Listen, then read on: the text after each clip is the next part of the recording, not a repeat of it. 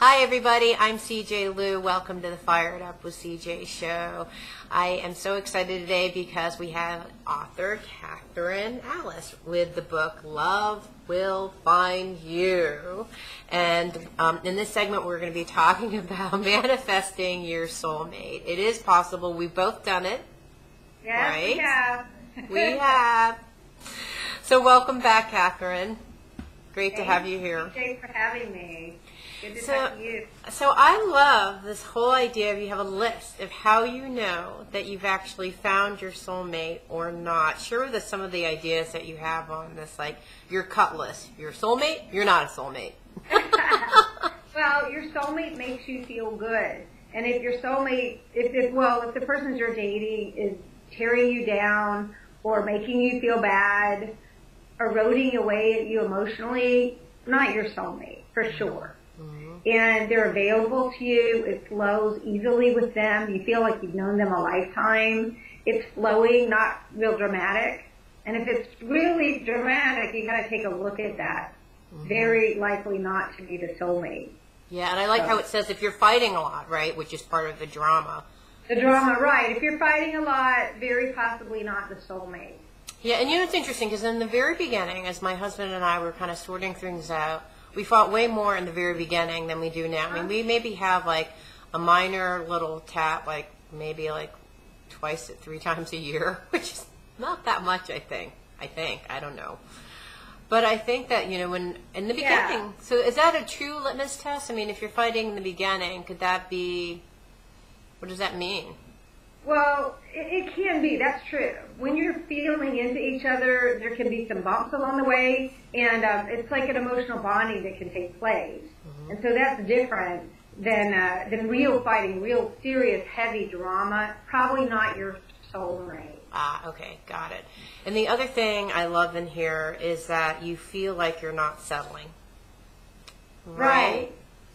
Yeah, very important is that it just feels like the person you've been waiting for. Many people get nervous just because they've never had it this well, but you can't mess it up with the right person, and it feels like a fit. Yeah, and it was exactly like that with my husband and I. I actually said to my mother, God forbid, I said, oh, you know what? This is the one. And she's like, what? I would never have imagined saying that. And my husband actually wrote a letter to me after our first date saying, I think you're going to be the person that I'm marrying. And when he proposed to me, he actually gave me this beautiful letter that he had written. Oh, gosh, he sounds like he's there too. And that's how it is. Both sides have this feeling. And it's not always love at first sight. Many times it's not. But sometimes people say, that's who I'm going to marry, and then they do. Yeah, which is weird. But I think it is. You kind of know. You know when it's the right one. You do. And until you do, don't settle. Yeah, seriously. Don't try to make it. And I remember thinking like, well, maybe I'm being too picky, or maybe I should be, you know, a little bit more open to various people. And I actually think probably open is fine, but the not settling part is actually really, really important not to do. I think. Yeah. If you're desperate, you try to settle or you try to make somebody fit because you're scared somebody else won't go along. But saying no is very important to leave it open for the right person. Yeah. And how many dates do you think until you actually know if it's Mr. Right or Mrs. Right? Well, I have a saying, and that's don't cry soulmate too early. And so really, you don't need to worry about labels, but as long as it's still vibrant and you're being pulled toward one another, it's clear this person who's very hot to you is super interested. You can keep going until you do know. But after 2 or 3 dates, if there's no chemistry, you're not feeling it, you don't need to go further. You'll know by then if it's still pulling you. Yeah, and I love the idea of perhaps using this list that you have in your book of how do you know if it's the right person or not. Use the list. You lose, and seriously, my husband, I said, Gid, actually listen to this list. And he's like, that's a good list. And I said, I wish I had this list when I was dating. Because, you know, I think that really the process that you're talking about, you kind of know. And you had said in the book about, you know, first 5 minutes you kind of know. But, you know, first 5 minutes, read the list. And if it's not working, and they're like, I'd really like, no thanks. Thanks, but no thanks for the second date. And then after if you feel like, again, there's still something that you got to tease out and figure out, and after the third date, you read the list, and if it still doesn't work, then I think it's time to move on, right? Yeah, pretty much. Yeah. If there's not most of the list there, it's a good sign that just move on. And the biggest thing is somebody needs to be available and they need to be attractive to you. There needs to be a chemistry there. Because all of us attract unavailable people until you meet the right person. And then even if they haven't been available, they're available to you. At that moment, because you're meant to be. That's right. They see you and they can't see past you. That's one of the things I'd say.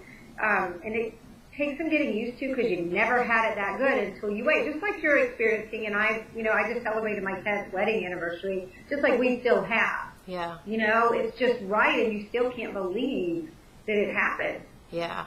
It's a blessing, and it's worth waiting for. And in your book, you It's talk worth waiting for. about That's right. 85-year-olds finding their soulmate. I love that.